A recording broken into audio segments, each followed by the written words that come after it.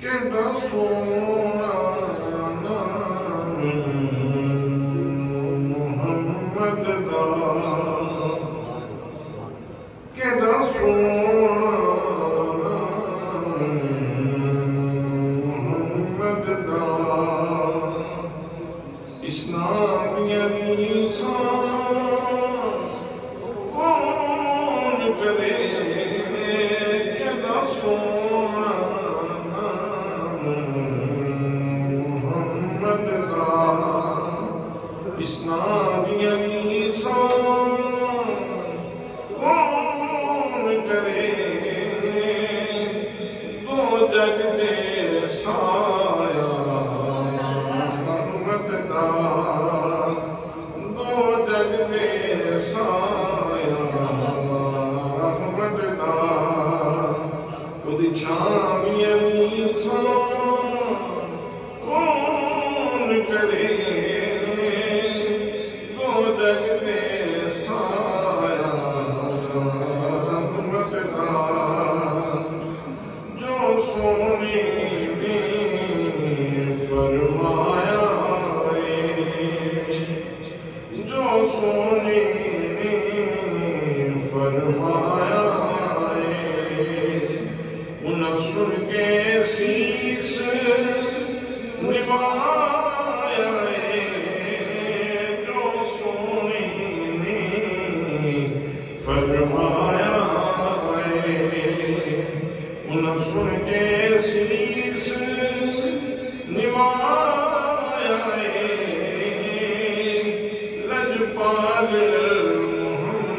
محمد عربی دے لجپال محمد عربی دے یاران انسان کون کرے لجپال محمد عربی دے یاران انسان کون کرے کہ رسولنا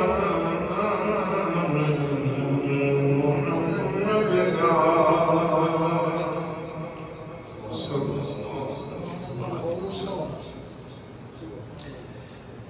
بہت زیادہ عزت و تعظیم و تکریم کے لائق میرے پیارے نبی صلی اللہ علیہ وآلہ وسلم کے پیارے غلاموں ماہ ذو الحج ہے عید قربان گزر چکی ہے اور 18 ذو الحج کو حضرت سیدنا عثمان غنی رضی اللہ تعالیٰ عنہ جو نبی کریم صلی اللہ تعالیٰ علیہ وسلم کے دور داماد ہیں ان کا یوم شہادت ہے سو اس حوالے سے آج کے خطبہ جمعۃ المبارک میں ان کا تذکرہ نور تذکرہ خیر کرنا چاہتا ہوں اور اپنی اور آپ لوگوں کی اخروی نجات کا سامان کرنا چاہتا ہوں اس لیے کہ یہ وہ ہستیاں ہیں جن کے اپنے ذکر میں بھی بڑی لطافت موجود ہے اور کمال یہ ہے کہ ان کا ذکر اتنی دیر تک مکمل ہی نہیں ہوتا جب تک اس میں اللہ کا ذکر شامل نہیں ہوتا اور جب تک اس میں اللہ کے رسول کا ذکر شامل نہیں ہوتا اس لیے کہ ان کی زندگی کی برکات اللہ کی رضا کے ارد اور اللہ کے رسول صلی اللہ تعالیٰ علیہ وسلم کی رضا کے ارد گھومتی رہی تو حضرت سیدنا عثمان غنی رضی اللہ تعالیٰ عنہ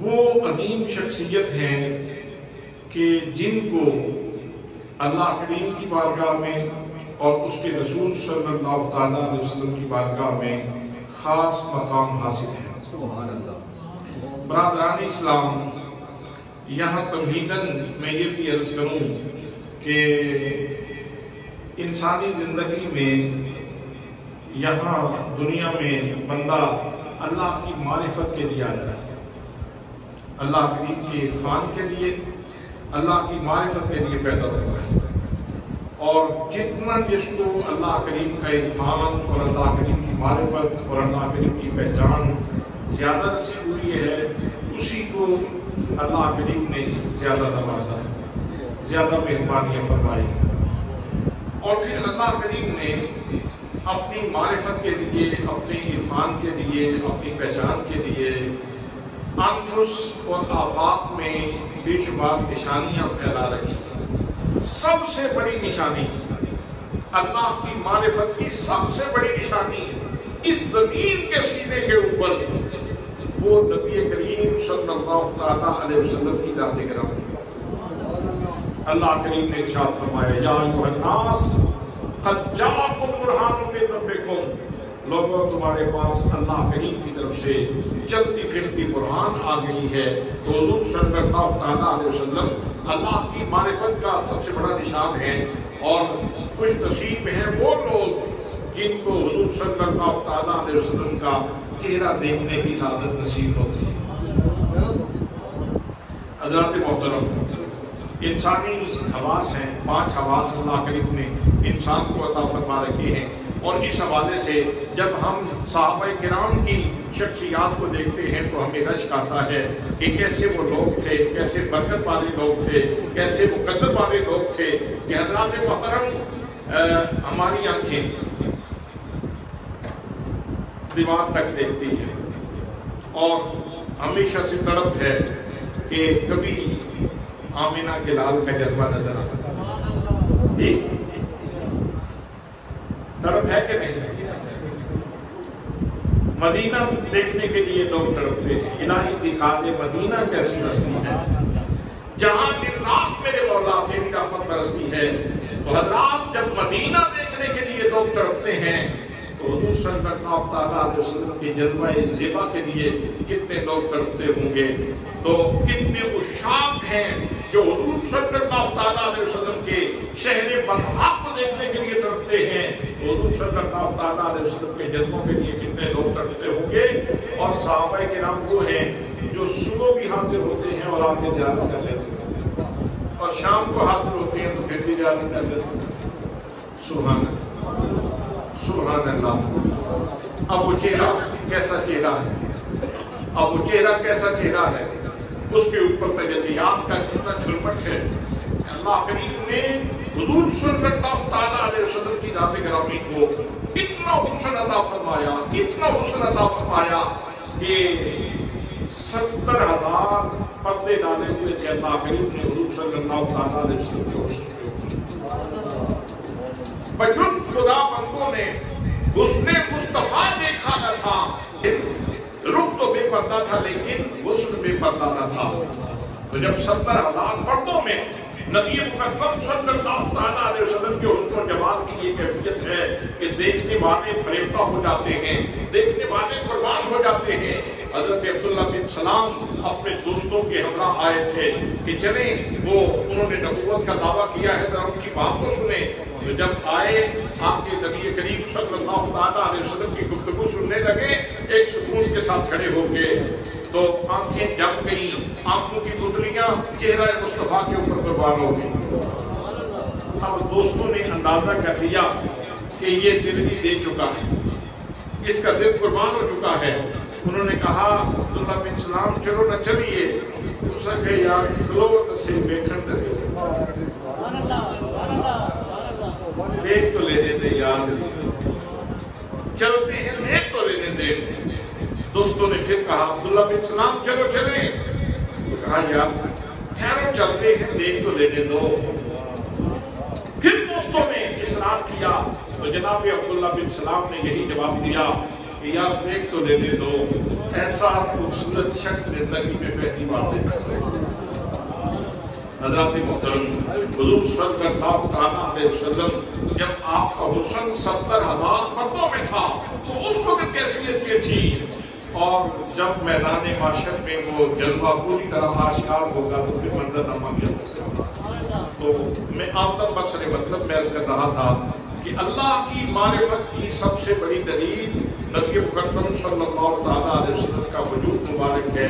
اس لحاظ سے صحابہ کرام بڑے خوش نصیب ہیں کہ ان کی قوت باصرہ یعنی ان کی آنکھوں کی کتلیوں میں جو صبح و شام جلوے یہاں سے گزر کے خانہ شعور میں محفوظ ہوتے ہیں وہ مصطفیٰ کریم صلی اللہ تعالیٰ علیہ وسلم کے جلوے ہیں۔ سبحان اللہ۔ دوسری قوت انسان کو اللہ کریم نے عطا فرمائی ہے، یہ قوت سامعہ، سننے کی طاقت، سننے کی صلاحیت۔ تو سبحان اللہ، وہ کیسے خوش نصیب لوگ ہیں، کیسے خوش نصیب لوگ ہیں جن کو کبھی قرآن پاک حضور صلی اللہ تعالیٰ علیہ وسلم کی زبان سے سننے کو مل رہا ہے اور کبھی حدیث سننے کو مل رہی ہے، کبھی حدیث سننے کو مل رہی ہے۔ حضرات، یہ دل کی غذا ہے، یہ روح کی غذا ہے۔ نبی مکرم صلی اللہ تعالیٰ علیہ وسلم کی فرامین کو سننا یہ روح کی غذا ہے، اور اسی سے معرفت میں انسان میں ترقی ہوتی ہے۔ آج کسی بھی عالم سے آپ سنتے ہیں تو آپ کے روحانی درجات میں اضافہ ہوتا ہے، لیکن وہ خوش نصیب کتنے خوش نصیب ہیں جو خود صاحب قرآن سے قرآن سنتے ہیں۔ سبحان اللہ، یہ ان کی قوت سامعہ کو غذا دی جا رہی ہے حضور صلی اللہ تعالیٰ علیہ وسلم کی زبان سے قرآن کے ساتھ اور حدیث کے ساتھ۔ اور پھر ایک قوت ہے انسان کے پاس، قوت ذائقہ، منہ کے اندر جو اللہ کریم نے رکھی ہے۔ تو بڑے ذائقے ہیں جہان میں، بڑے ذائقے ہیں، اور آپ نے بڑی چیزیں چکھی ہیں۔ ابھی آپ نے چھوٹا گوشت بھی کھایا، اور عید کے موقع میں بڑا گوشت بھی کھایا، اور بھی کتنی نعمتیں ان سے آپ کو تلذذ ہوئے۔ اللہ کے محترم، ساری نعمتیں اپنی جگہ پہ، ان کی قدر اپنی جگہ پہ، ان کی منزلت اپنی جگہ پہ، ان کے اندر اللہ کی معرفت کے نشان اپنی جگہ پہ، لیکن صحابہ کرام وہ خوش نصیب ہیں کہ جب حضور صلی اللہ تعالیٰ علیہ وسلم کی انگلیوں سے پانی کے چشمے جاری ہوتے ہیں تو ان کی قوت ذائقہ اس پانی کو چکھتی ہے، وہ پانی پیتے ہیں۔ سبحان اللہ، سبحان اللہ۔ پتہ نہیں لوگ صحابہ کرام کے بارے میں باتیں کیوں کرتے ہیں، کسی کو جرت ہی نہیں ہونی چاہیے ایسی ہستیوں کے بارے میں تو کوئی صوفیانہ زبان استعمال کرنے کی جرت ہی نہیں ہونی چاہیے، اس لیے کہ ان کی قوت ذائقہ وہ بے مثال، ان کی قوت باصرہ وہ بے مثال، ان کی قوت سامعہ وہ بے مثال۔ اور حضرات محترم، انسان کے اندر ایک صلاحیت جو اللہ کریم نے رکھی ہے وہ ہے قوت لامسہ، قوت لامسہ، یعنی چھو کے کسی کو جان لینا۔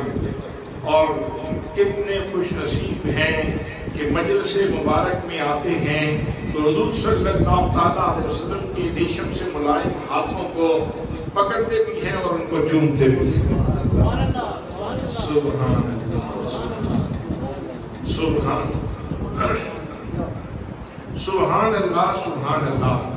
اگر یہ معرفت کا ایک ذریعہ ہے، یہ لامسہ، یہ معرفت کا ذریعہ ہے، اللہ کے عرفان کا ذریعہ ہے، اللہ کی پہچان کا ذریعہ ہے۔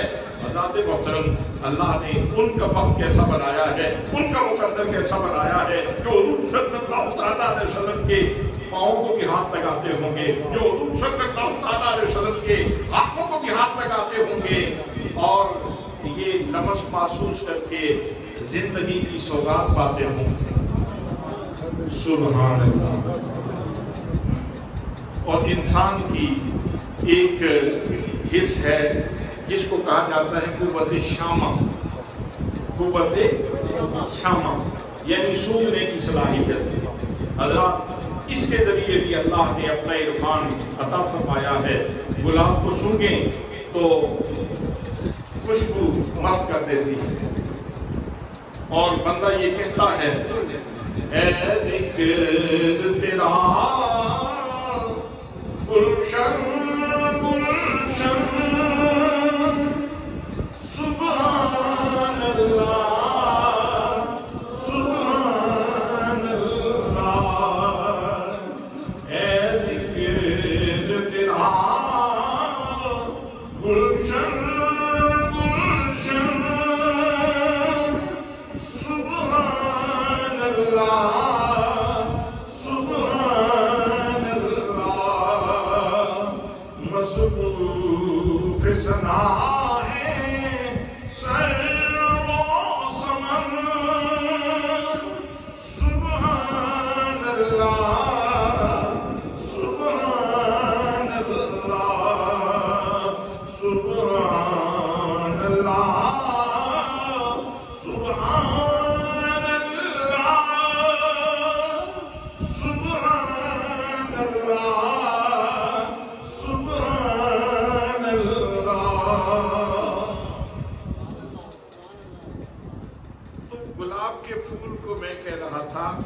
گلاب کی پتی کو دیکھیں اور اس کے اندر پھر رنگ کو دیکھیں اور پھر اس کے اندر خوشبو کو دیکھیں تو پتی بڑے واضح طور پہ بنانے والے کا پتہ دے رہی ہے۔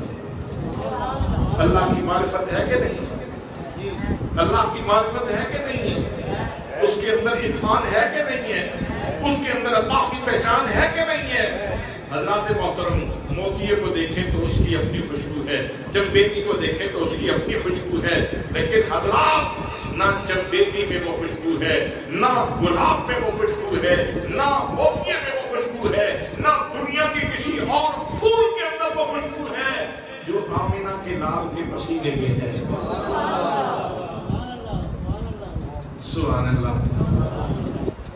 اور صحابہ کرام، حضرت ام سلیم صحابیہ ہیں، جب حضور صلی اللہ تعالیٰ علیہ وسلم چمڑے کے بستر کے اوپر لیٹتے تو پسینہ آتا اور پھر وہ پسینہ اکٹھا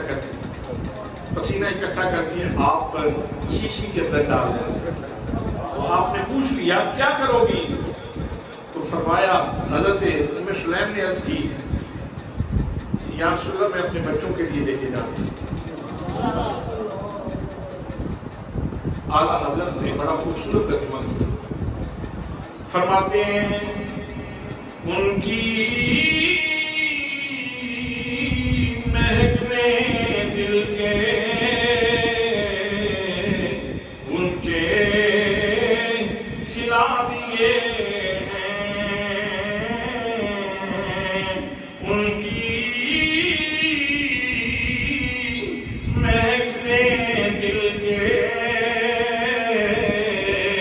غنچے کھلا دیے ہیں، جس راہ چل دیے ہیں، اونچے بسا دیے ہیں، جس راہ چل دیے ہیں، اونچے بسا دیے ہیں۔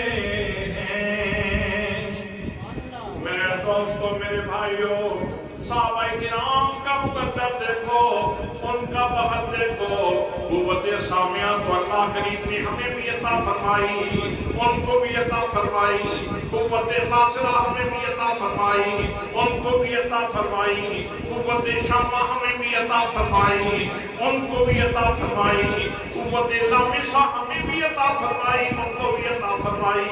لیکن وہ کتنے خوش نصیب لوگ ہیں کہ جب قوت باصرہ، ان کی قوت باصرہ کام کرتی ہے تو ان کی آنکھوں کی پتلیوں کے سامنے جمال مصطفیٰ ہوتا ہے۔ جب قوت سامعہ کام کرتی ہے تو نبی مکرم صلی اللہ تعالیٰ علیہ وسلم کی میٹھی باتیں، میرے آقا کریم صلی اللہ تعالیٰ علیہ وسلم کی قرآن کی تلاوتیں، اس سے ان کی سماعتیں مالا مال ہوتی ہیں۔ اور کہنے والے کہتے ہیں، کچھ سوازل نہ مصری اندر کھنڈانی چک چیاں، وہ اتنا ساریاں چیزاں گلا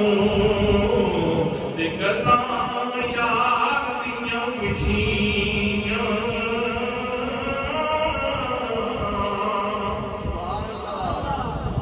حضرات محترم، صحابہ کرام کی قوت شامہ کا کمال یہ ہے کہ وہ نبی مکرم صلی اللہ تعالیٰ علیہ وسلم کے پسینے کی خوشبو صبح کرتے ہیں۔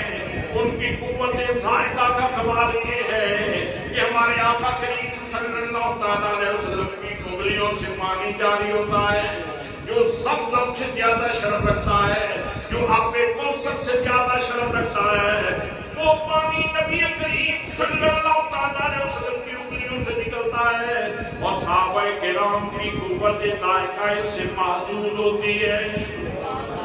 اور قوت لامسہ کا کمال یہ ہے کہ ان کو حضور صلی اللہ تعالیٰ علیہ وسلم کے ریشم سے زیادہ نرم اور ملائم ہاتھوں کو پکڑنے کا شرف نصیب ہوتا ہے۔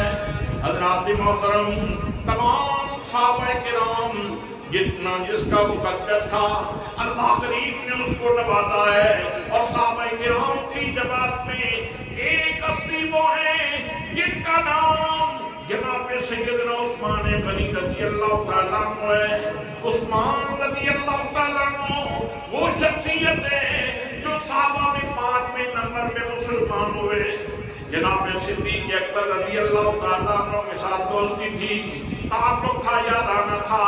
حضرات محترم اسی لیے کہتے ہیں اگر تعلق بنانا ہو تو کسی اچھے بندے کے ساتھ بنانا، یارانہ لگانا ہو تو کسی اچھے بندے کے ساتھ یارانہ لگانا، تعلق قائم کرنا ہو تو کسی اچھے بندے کے ساتھ تعلق قائم کرنا۔ حضرات محترم، آج کے دور میں جس بات کی توجہ دینا بہت ضروری ہے وہ یہ ہے کہ اپنے بچوں کی مجلس کا خیال رکھو، ان کی فرینڈشپ کا خیال رکھو، ان کی دوستیوں کے اوپر نظر رکھو۔ اچھے دوست مل جائیں تو بندہ پاک ہو جاتا ہے، اور اگر برے دوست مل جائیں تو بندہ برباد ہو جاتا ہے۔ جناب سیدنا صدیق اکبر رضی اللہ تعالیٰ کو کلمہ پڑھ چکے تھے، مسلمان ہو چکے تھے، شیرینی لے چکے تھے، معرفت حاصل کر چکے تھے، رخ مصطفیٰ کو دیکھا کرتے تھے، اور رخ مصطفیٰ کو دیکھ کر اللہ کی معرفت میں جو ہے وہ مست ہوا کرتے تھے۔ انہوں نے حضرت عثمان غنی کو بھی بتایا، عثمان، اللہ کی معرفت کی کوئی عجب ہی لذت ہے، چھوڑو لات کو، چھوڑو منات کو، اور یہ تو آپ کی دعوت تھی کہ یہ کوئی چیز نہیں، لات و منات کوئی چیز نہیں، مگر نہ حضرت سیدنا عثمان غنی رضی اللہ تعالیٰ عنہ وہ ہیں جو کبھی شرک سے جن کا دامن آلودہ ہی نہیں ہوتا، شرک سے ان کا دامن نہیں آلودہ ہوتا، نہ کبھی شراب پی، نہ کوئی بے حیائی کا معاملہ زندگی میں تھا، انتہائی نفیس آدمی تھے۔ جب جناب سیدنا صدیق اکبر رضی اللہ تعالیٰ عنہ نے دعوت دی، انہوں نے کہا اگر یہ چاشنی اتنی ہی ہے تو مجھے بھی نہیں چلو بارگاہ رسالت نبی مکرم صلی اللہ تعالیٰ علیہ وسلم کی خدمت میں پہنچے۔ میرے دوستو، میرے کریم آقا صلی اللہ تعالیٰ علیہ وسلم کی خدمت میں پہنچنے کی دیر تھی، جناب عثمان غنی نے کلمہ پڑھ لیا، میرے آقا کریم صلی اللہ تعالیٰ علیہ وسلم کے غلام ہو گئے۔ غنی تھے، مالدار تھے، جب غلام بن گئے، کلمہ پڑھ لیا تو پھر دل کرتا تھا کہ ہر چیز ان کے اوپر نثار کرتا، ہر چیز ان کے اوپر نثار کر دی جائے۔ ابتدا میں ان کے اوپر آزمائش بھی آئی، ابتلا بھی آئی۔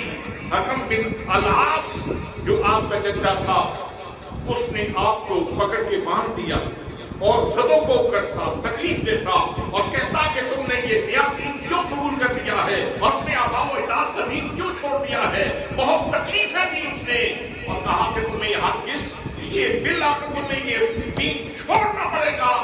تو جناب عثمان غنی رضی اللہ تعالیٰ عنہ نے جواب دیا، چچا اس سے زیادہ تکلیف دے لو، اس سے زیادہ مجھے مار لو، اس سے زیادہ زدوں کو کر لو، میری جان جا سکتی ہے، محمد مصطفیٰ کا دامن ہاتھ سے نہیں جا سکتا۔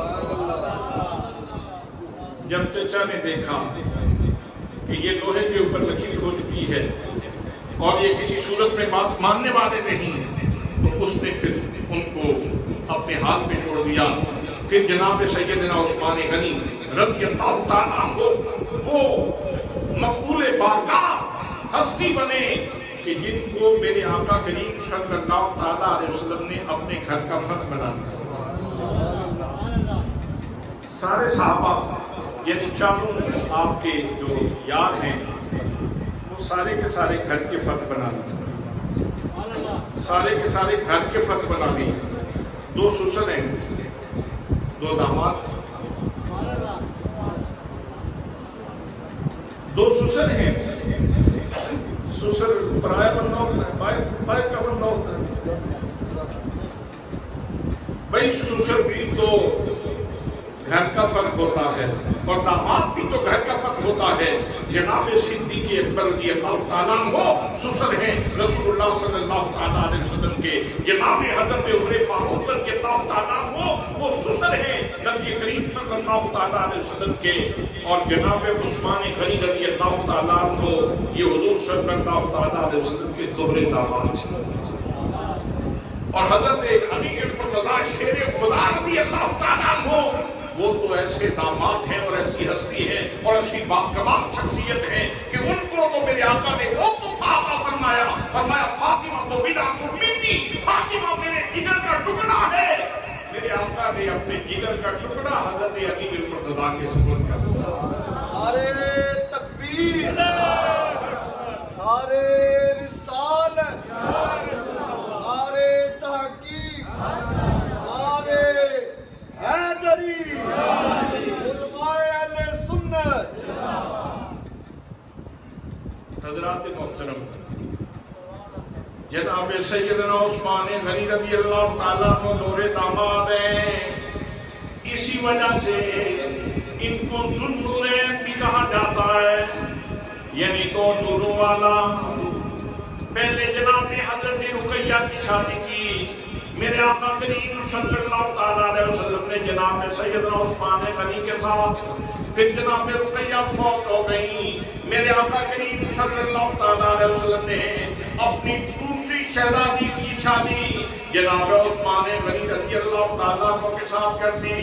اور جب حضرت ام کلثوم کا وصال ہو گیا تو میرے آقا کریم صلی اللہ تعالیٰ علیہ وسلم جناب عثمان غنی کے اوپر اتنے مہربان ہیں، اتنا پیار کر رہے ہیں اور اتنے اعتماد کا اظہار فرما رہے ہیں. فرمایا اگر میں محمد رسول اللہ کی 40 بیٹیاں ہوتی تو میں ایک ایک کر کے عثمان کے نکاح میں دیتا جاتا.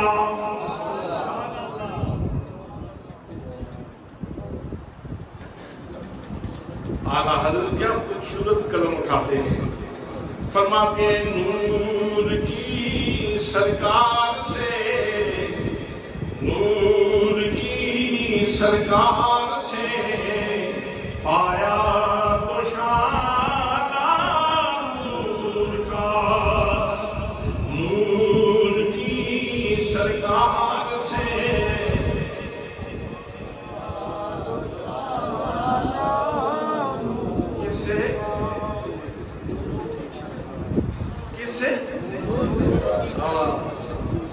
نور کی سرکار سے اور نور کی سرکار سے اور نور کی سرکار سے، کسی عام گھر میں نہیں، نور کی سرکار سے. نور کی سرکار سے آیا تو شانہ نور کا، او مبارک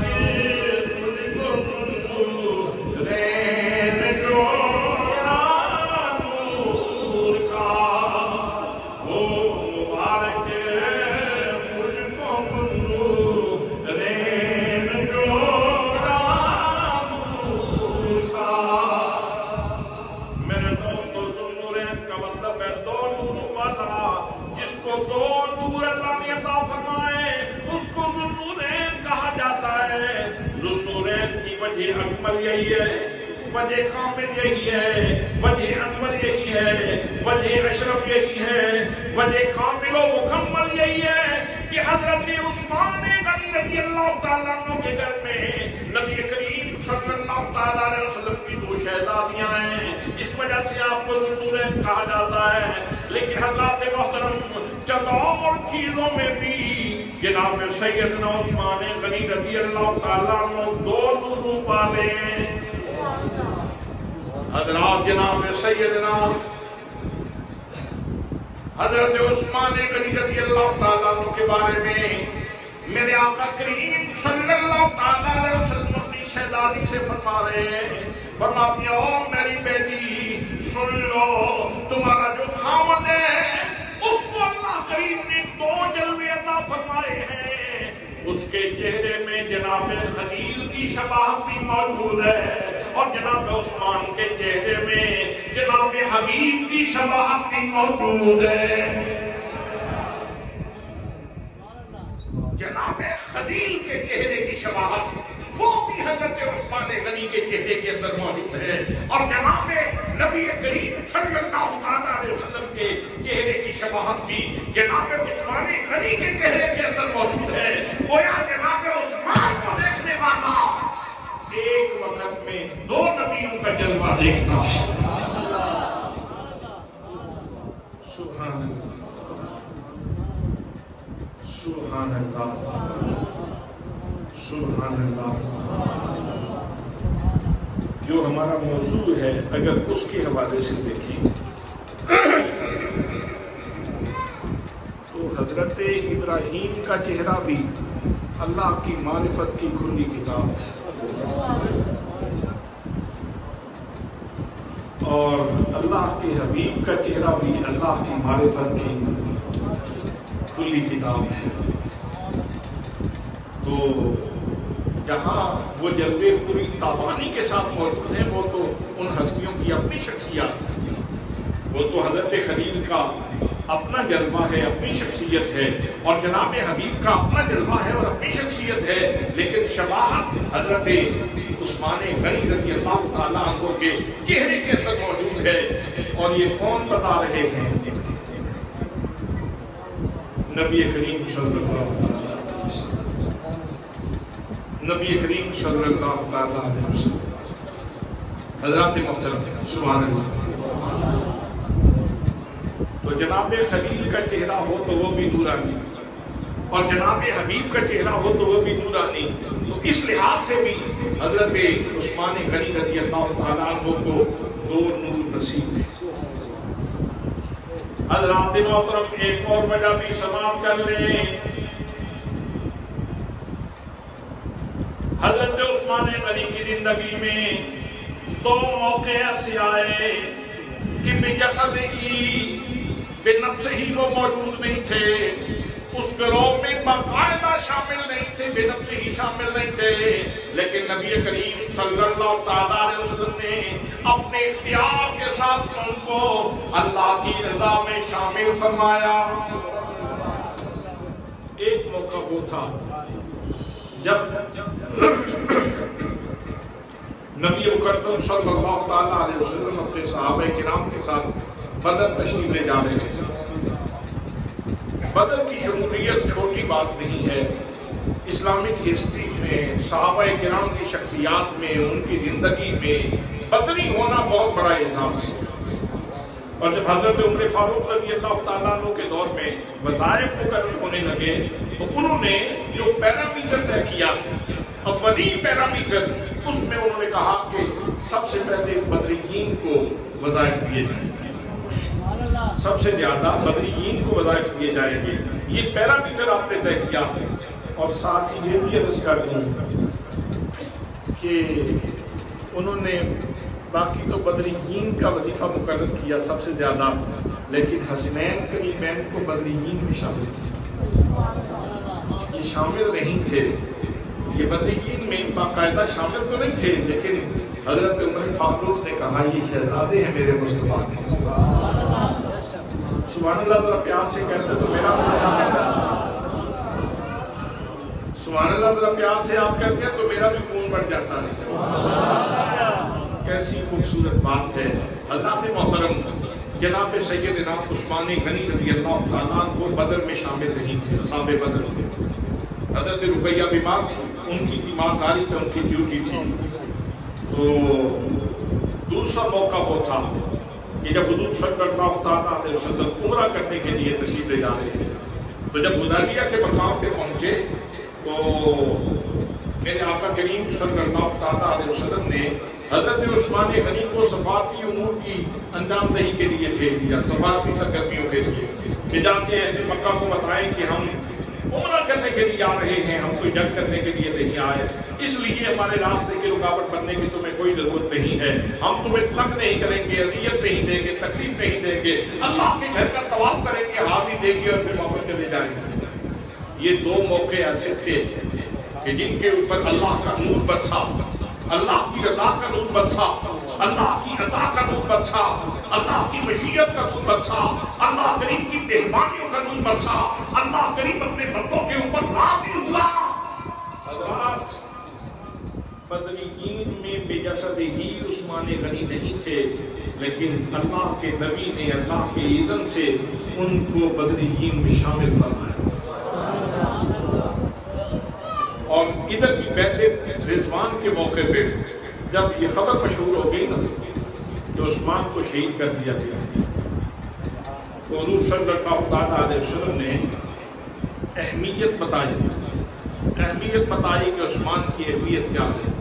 فرمایا ہم خون عثمان کا بدلہ لیں گے، آؤ میرے ہاتھ پہ بیعت کرو۔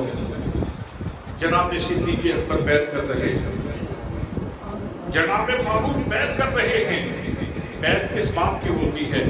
بیعت وفا کی ہوتی ہے، بیعت اطاعت کی ہوتی ہے، بیعت انقیاد کی ہوتی ہے، بات تسلیم کرنے کی ہوتی ہے، حکم ماننے کی ہوتی ہے۔ حضرات محترم، میرے آقا بیعت فرما رہے تھے، صحابہ کرام یکے بعد دیگرے آ رہے تھے اور آ کے حضرت نبی پاک صلی اللہ علیہ وسلم کے ہاتھ پہ ہاتھ رکھ کے بیعت کر رہے تھے۔ جب سارے کے سارے بیعت کر چکے تو پھر آخر میں میرے آقا نے اپنا ہاتھ بلند کیا، فرمایا یہ عثمان کا ہاتھ ہے اور یہ عثمان کی بیعت ہے۔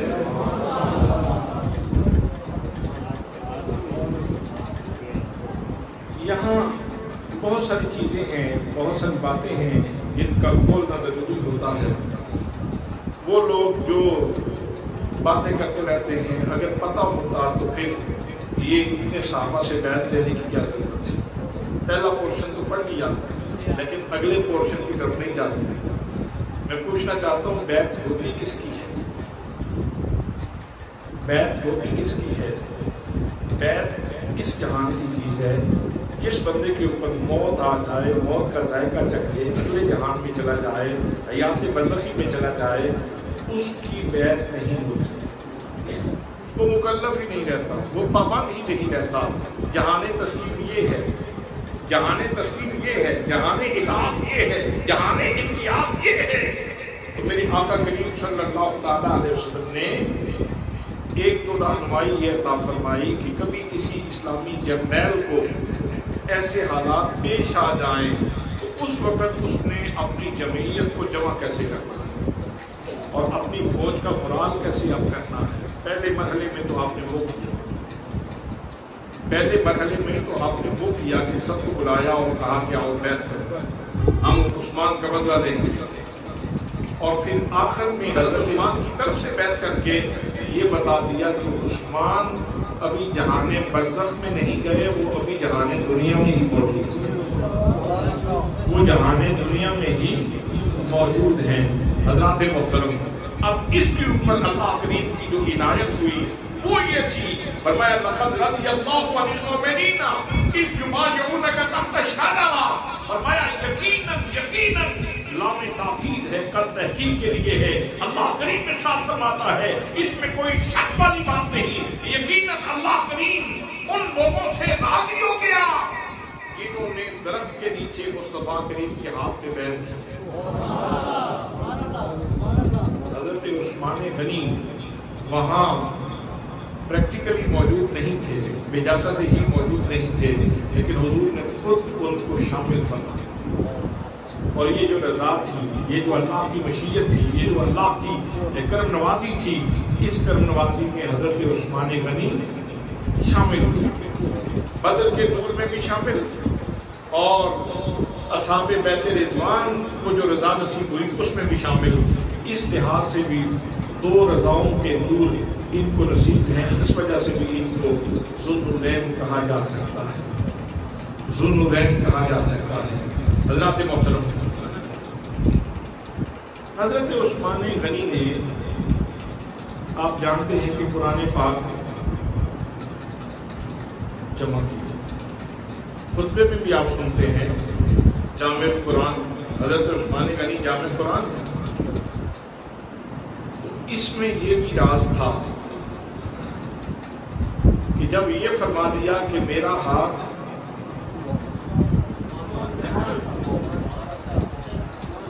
عثمان کا ہاتھ ہے، میرا ہاتھ عثمان کا ہاتھ ہے، تو عثمان کے ہاتھ کی مدت بڑھا دی، عثمان کے ہاتھ کی مدت بڑھا دی۔ عظمت بڑھاتی حضرات محترم، اور پھر اسی ہاتھ سے قرآن پاک جمع کروایا تاکہ قرآن پاک کے بارے میں شکوک و شبہات پھیلانے والے باز رہیں، زبانیں نہ کھولیں، عقل سے کام لیں، دانش سے کام لیں، سوچ سے کام لیں۔ اور حضرات محترم، یہاں سے یہ حقیقت بھی واضح ہو جاتی ہے کہ جناب عثمان سے پنجہ آزمائی کرنے کی کوشش نہ کرنا، اس لیے کہ جو ان کا ہاتھ ہے وہ مصطفیٰ کا ہاتھ ہے، وہ مصطفیٰ کا ہاتھ ہے، وہ خدا کا ہاتھ ہے۔ حضرات محترم، بس آخری بات یہ ہے کہ ہم یہاں پیدا ہوئے ہیں اللہ کی معرفت کے لیے، اللہ کی معرفت کے لیے ہم پیدا ہوئے ہیں۔ ویسے تو انفس آفاق میں جدھر دیکھو ادھر اللہ کی قدرت کی ندرت کاری موجود ہے، اور جس چیز کو دیکھیں اسی میں سے اللہ کی معرفت تصدیق ہوتی ہے۔ لیکن اس کے لیے جو اللہ کریم نے سب سے بڑی اپنی نشانی قائم فرمائی اور سب سے مبارک وجود پیدا فرمایا، وہ ہمارے آقا کریم صلی اللہ تعالیٰ علیہ وسلم کا وجود مبارک ہے کہ جن کی پوری ہستی اللہ کا عرفان مانتی ہے، اللہ کی معرفت تقسیم کرتی ہے۔ اور صحابہ کرام وہ ہیں کہ جن کو کبھی چہرہ دیکھ کے معرفت خدا بندی نصیب ہوتی ہے، کبھی میٹھی میٹھی باتیں سن کے اللہ کی معرفت نصیب ہوتی ہے، کبھی ان کی انگلیوں سے نکلنے والا پانی پی کے اللہ کی معرفت نصیب ہوتی ہے، اور کبھی ان کے ہاتھوں کو، ملائم ہاتھوں کو، ریشم سے زیادہ خوبصورت ہاتھوں کو پکڑ کے اور ان کو چوم کے کبھی ان کو یہ اللہ کی معرفت نصیب ہوتی ہے۔ کبھی مصطفیٰ کریم صلی اللہ تعالیٰ علیہ وسلم کی خوشبو سونگھ کے ان کو اللہ کی معرفت نصیب ہوتی ہے، اور پھر وہ بتا دیتے ہیں، کوئی پوچھے کہ آقا کریم کدھر گئے ہیں، وہ بتا دیتے ہیں ادھر سے اس گلی سے مصطفیٰ کی خوشبو آ رہی ہے۔ ان کی مہک نے دل کے غنچے کھلا دیے ہیں، جس طرف چل دیے ہیں اونچے بسا دیے ہیں۔ دعا ہے کہ اللہ کریم وہ جو معرفت کا سب سے بڑا مینار ہے، اس ہستی کی کبھی زیارت ہمیں بھی نصیب ہو جائے۔ ہمارے یہاں